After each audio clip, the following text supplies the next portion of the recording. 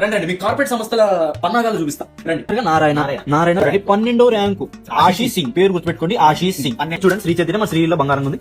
Next చూస్తే Ashish Singh 12వ rank. ఇక్కడ కూడా నారాయణ వేరే పేపర్ చూస్తే నాకు దొరికింది ఏంటంటే ఆశీష్ సింగ్. ఎలా ఈ విద్యా సంస్థ ఎల్ఎన్ 3 విద్యా సంస్థలు, ఇది కార్పొరేట్ విద్యా సంస్థల పన్నాగం.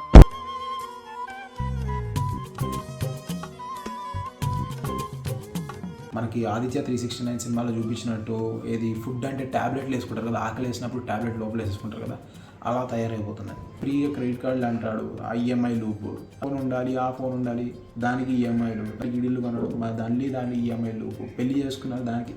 సో ఒక ట్రాప్లో ఓడిపోయినాం. అదే ఫ్రస్ట్రేషన్ ఇంటికి వస్తుంది, అదే ఫ్రస్ట్రేషన్ పిల్లల మీద కనిపిస్తుంది, అదే ఫ్రస్ట్రేషన్ ఫ్యామిలీ మీద కనిపిస్తుంది. చాలామందికి కోపం తెప్పించవచ్చు, లేకపోతే బాధ కల్పించవచ్చు, కానీ నిజం కదా. చాలామంది ఎంఎన్సీ కంపెనీ నుంచి, ఐటీ కంపెనీ నుంచి తీసి పడేస్తున్నారు. వీడియోలు కానీ కొన్ని థియరీస్ కానీ చదువుతూ ఉంటే ఆన్లైన్లో చాలా భయంకరంగా ఉండబోతుంది. సర్టిఫికేట్ చేసుకో, ఎంబీఏ చేసుకో, ఒక సర్టిఫికేట్ చేసుకో, కానీ ఒకవేళ అది ఫెయిల్ అయితే బ్యాకప్ ఏంటి అని ఎప్పుడు చెప్పలేదు. హాయ్, మనలో చాలామంది చైనా అన్న, చైనీస్ ప్రోడక్ట్స్ అన్న చాలా చీప్గా చూస్తూ ఉంటారు. అదేదో లో క్వాలిటీ మాల్, చీప్ మాల్ అని చెప్పేసి. కానీ మనం తెలుసుకోవాల్సిన విషయం ఏంటంటే వాళ్ళు అట్లీస్ట్ ఆ ప్రోడక్ట్స్ తయారు చేస్తున్నారు, కానీ ఎంతమంది ఇండియన్స్ కొత్తగా ఏదైనా ఇన్వెస్ట్ చేయగలుగుతారు? ఎంతమంది ఉన్నారు? మీరు కానీ నేను కానీ కొత్తగా ఏదైనా ఆలోచించి కొత్తగా ఏదైనా క్రియేట్ చేయడానికి ఎంతమందికి ఆ అవగాహన ఉంది? చేయలేం కదా.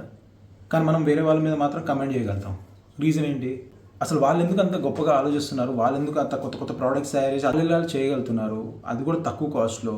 ఎప్పుడైనా ఆలోచించారా? ఒకసారి ఈ వీడియో చూడండి, మీకు అర్థమవుతుంది.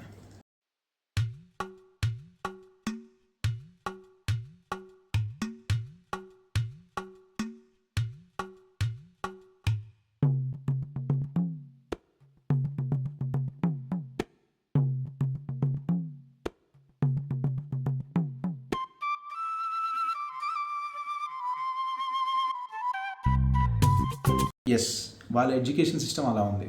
వాళ్ళకి చిన్నప్పటి నుంచి జస్ట్ మార్క్స్, ఎగ్జామ్స్ పాస్ అవ్వాలి, ర్యాంక్ తెచ్చుకోవాలి, దీని మీద కాదు ఉండేది. వాళ్ళు ఓవరాల్ క్వాలిటీ, ఓవరాల్ ఫౌండేషన్ ఇస్తున్నారు. ఫౌండేషన్ ఎంత బాగుంటే బిల్డింగ్ అంత బాగుంటుందని మనందరికీ తెలుసు. కానీ మనం ఏం చేస్తున్నాం అంటే చిన్నప్పటి నుంచి మన పిల్లలకి just marks, exams, ranks, peer pressure, English అనేది ఒక లాంగ్వేజ్ మాత్రమే, అది అవసరం, కానీ దాన్నే కంపల్సరీ చేయొద్దు. Russia, Germany, France, Japan, China ఇవన్నీ మనకంటే డెవలప్డ్ కంట్రీస్ కదా. మరి వీళ్ళల్లో ఎప్పుడన్నా కానీ వాళ్ళ ప్రెసిడెంట్స్, ప్రైమ్ మినిస్టర్లు కూడా, వాళ్ళ ప్రెసిడెంట్స్ కూడా ఎప్పుడన్నా కానీ వాళ్ళు ఇంగ్లీష్లో ఫ్లూయెంట్గా మాట్లాడింది మీరు చూసారా?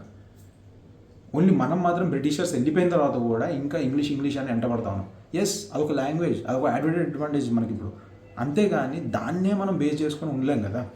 ఇప్పుడున్న సిచ్యువేషన్ ఎలా ఉందో అందరికీ తెలిసిందే. ఇప్పుడు జాబ్స్ లేవు, ఏఐ ఇంకా ఫుల్ ఫ్లెజ్గా దిగలేదు. అప్పుడే చాలామంది ఎంఎన్సీ కంపెనీ నుంచి, ఐటీ కంపెనీ నుంచి తీసి పడేస్తున్నారు. ఎంప్లాయీస్కి ఇప్పుడు ఏం చేయాలో అర్థం కావట్లేదు. చాలామంది పాపం ఈ జాబ్ల మీద డిపెండ్ అయ్యి ఈఎంఐల మీద ఇల్లులు కొనుక్కున్నారు, కార్లు కొనుక్కున్నారు, వాళ్ళ ఫ్యూచర్ ప్లాన్ చేసుకున్నారు.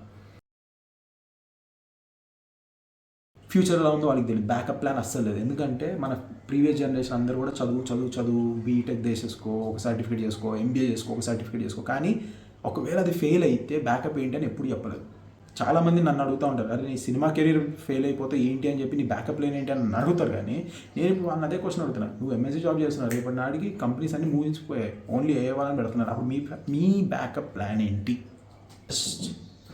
వేరే కంపెనీ, ఆ కంపెనీ కూడా తీసుకోవట్లేదు. మీరు వెళ్ళి చూడండి, ఇప్పుడు జాబ్స్కి లక్షలలో బయట రోడ్ల మీద తిరుగుతున్నారు. జాబ్స్ ఉన్నాయి, వందలలో ఉన్నాయి. ఆ వందలలో కూడా ఇప్పుడు ఫ్యూచర్లో వెళ్ళిపోతాయి. గవర్నమెంట్ జాబ్స్ వేస్తే మీకు సిచ్యువేషన్ తెలిసి అట్లా ఉంది.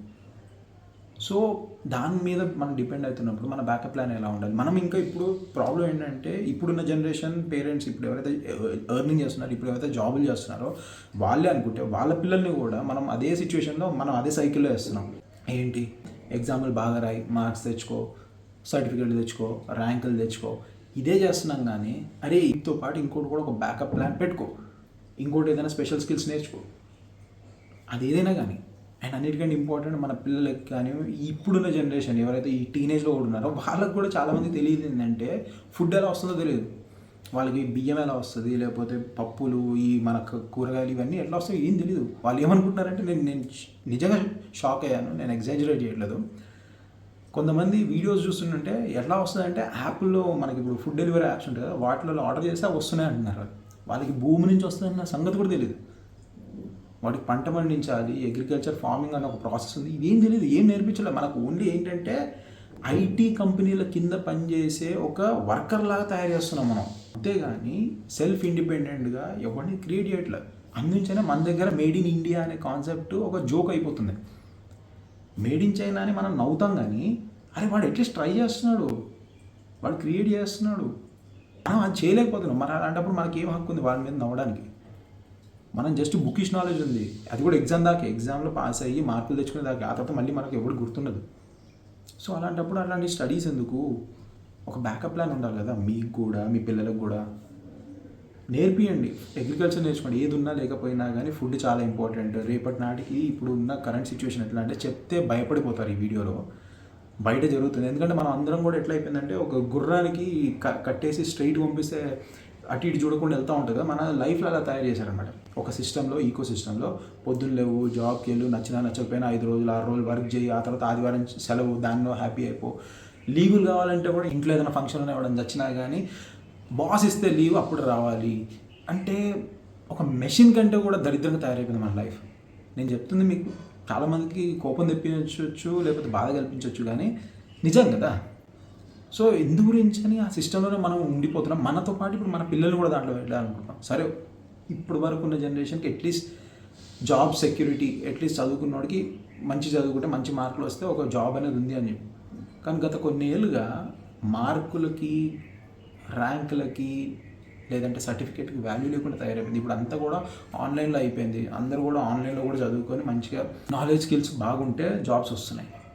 కానీ దాన్ని రిప్లేస్ చేసేస్తుంది. ఒక కంపెనీ పెట్టినోడు నేను నెలకి ఒక్కొక్కడికి 20,000 25,000 జీతం ఇచ్చి 10 మందిని అంటే 2.5 లక్షలు నాకు ఖర్చు అవుతుంది. దాని బదులు నేను తోటి వాళ్ళు రిప్లేస్ చేసేస్తే వాడికి జస్ట్ 50,000 అయిపోతుంది అన్నప్పుడు వాడు అదే యూజ్ చేసుకుంటాడు కదా. సో ఆలోచించండి, మీరు మీ పిల్లలకి మంచి భవిష్యత్తు ఇవ్వాలి, లేదంటే మన ఫ్యూచర్ ఇప్పుడు ఇంకొక 5-6 సంవత్సరాలు ఎలా ఉంటుందో నేను చెప్పలేను. అది కొన్ని వీడియోలు కానీ కొన్ని థియరీస్ కానీ చదువుతూ ఉంటే ఆన్లైన్లో చాలా భయంకరంగా ఉండబోతుంది. మనకి ఆదిత్య 369 సినిమాలో చూపించినట్టు ఏది ఫుడ్ అంటే ట్యాబ్లెట్లు వేసుకుంటారు కదా, ఆకలి వేసినప్పుడు ట్యాబ్లెట్ లోపల వేసుకుంటారు కదా, అలా తయారైపోతుంది. కొంతమంది బాగా బాగా బాగా బాగా డబ్బున్న వాళ్ళు బిలియనీర్స్ అంటారు కదా, ట్రిలియనీర్స్ అని చెప్పాలేమో, వాళ్ళు అగ్రికల్చర్ మీద పడ్డారు. ఇప్పుడు ముందు వాళ్ళు కంప్యూటర్ల మీద పడ్డారు, కంప్యూటర్ల మీద పడి మనం ఏం చేశారు, కంప్యూటర్లకు బానిసం చేశారు, కంప్యూటర్ మీదనే నీ లైఫ్, కంప్యూటర్ తోటి నీ లైఫ్ అన్నట్టు తయారు చేశారు. ఇప్పుడు అందరం అటు పడిపోయాము. ఇప్పుడు ఆడు ఏం చేస్తున్నాడంటే అన్నిటికంటే మెయిన్ మనుషులకి బతకాలంటే కావాల్సింది ఫుడ్, దాని మీద పడ్డాడు. మన అగ్రికల్చర్ ల్యాండ్ తీసేసుకుంటున్నారు, వాళ్ళు అగ్రికల్చర్ ల్యాండ్ని కంట్రోల్ చేస్తున్నారు. ఎందుకు?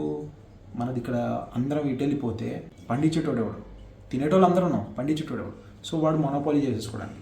అలా కాకుండా మనం ఒక బ్యాకప్ ప్లాన్ ఇప్పటి నుంచే పెట్టుకొని, అరే మనకు అన్నిటికంటే అవసరమైంది ఏంటి, ఈ ఇన్స్టాగ్రామ్ రీల్సా, ఈ సోషల్ మీడియాలో వచ్చే సెలబ్రిటీ వార్సా, లేకపోతే సంతోషంగా బతకాలి, మనం మన పిల్లలు ఆరోగ్యంగా ఉండాలి, ఇదా? Choice is yours. ఒకవేళ మీ చాయిస్ వచ్చేసి జస్ట్ ఇప్పుడు ఉన్న బతికేద్దాం, మన పిల్లల్ని కూడా ఇదే రూట్లో వేద్దాం అంటే ఆల్ వెల్ అండ్ గుడ్, మీ ఇష్టం. కానీ సంతోషంగా ఉండాలి. మిషన్లం కాదు కదా, మనం మనుషులం కదా. బయటికి వెళ్ళి ప్రకృతిని ఎంజాయ్ చేయలేకపోతున్నాం మనం. మీలో ఎంతమంది హ్యాపీ ఫీల్ అవుతారు, అరే నేను ఈరోజు జాబ్కి వెళ్తున్నానని చెప్పేసి. ఏం జాబ్ రా, నచ్చినా నచ్చకపోయినా వెళ్ళాల్సి వస్తుంది. ఆ తర్వాత వాడికి ఫ్రీగా క్రెడిట్ కార్డులు అంటాడు, ఈఎంఐ లూపు, సొసైటీ ప్రెషర్, ఈ ఫోన్ ఉండాలి, ఆ ఫోన్ ఉండాలి, దానికి ఈఎంఐలు, దాని తర్వాత ఆడిల్లు కొన్నాడు, ఈడిల్లు కొన్నాడు, దాన్ని ఈఎంఐ లూపు, పెళ్లి చేసుకున్నాడు దానికి. సో ఒక ట్రాప్లో పడిపోయినాం. ఆ తర్వాత మనకి ఇష్టం లేకపోయినా కానీ ఒక మెషిన్ లాగా మనం రోజు వెళ్తున్నాం, వస్తున్నాం, పొద్దున్న వెళ్ళి సాయంత్రం అదే ఫ్రస్ట్రేషన్ ఇంటికి వస్తుంది, అదే ఫ్రస్ట్రేషన్ పిల్లల మీద కనిపిస్తుంది, అదే ఫ్రస్ట్రేషన్ ఫ్యామిలీ మీద కనిపిస్తుంది. So it's like A chain. ఆ చైన్ నుంచి కొంచెం బయటపడండి. కొంచెం ఏవైతే మనకి ఇట్లా గంతలు కట్టారో ఓన్లీ ముందుకు ఇదే సర్కిల్ వెళ్ళమని చెప్పి, అది ఒకసారి తీసేస్తే మనకి ప్రపంచం ఎంత పెద్దగా ఉందో తెలుస్తుంది, మనం ఎంత బాగా బతకగలమో మనకు అర్థమవుతుంది. సింపుల్గా ఒకసారి మన పాత వాళ్ళు ఎలా బతికేయాలో ఒకసారి ఆలోచించండి, మీకు హ్యాపీనెస్ అంటే ఏంటో తెలిసిపోతుంది. మనం ఈ సోషల్ మీడియా ప్రెషర్లో, లేకపోతే ఈ పిఆర్ ప్రెషర్లో, ఈ కంపెనీస్ మనల్ని ప్రమోట్ చేస్తూ ఉంటాయి. సో ఆ వీటి నుంచి కొంచెం దూరం ఉండి ఒకసారి బ్యాకప్ ప్లాన్ ఒకటి ప్లాన్ చేసుకోండి. ఏఐ వల్ల జాబ్ సెక్యూరిటీ లేదు, మన పిల్లలకి బ్యాకప్ ప్లాన్ రెడీ చేసి పెట్టండి ఇప్పటి నుంచే. అది ఏదైనా కానీ వాళ్ళకి ప్రాక్టికల్ స్కిల్స్ నేర్పించండి, అగ్రికల్చర్ నాలెడ్జ్ ఇవ్వండి. లేదంటే ముందు ముందు చాలా కష్టం. Thanks for watching. జై హింద్. कंपनी खोल लीजिए और उस कंपनी के लिए एक बीटेक ग्रेजुएट ढूंढेंगे ना भाई, गारंटी दे रहा हूँ 10 से 15 हज़ार रुपए में आपको हज़ारों बच्चे मिल जाएंगे जो काम करने को रेडी हैं.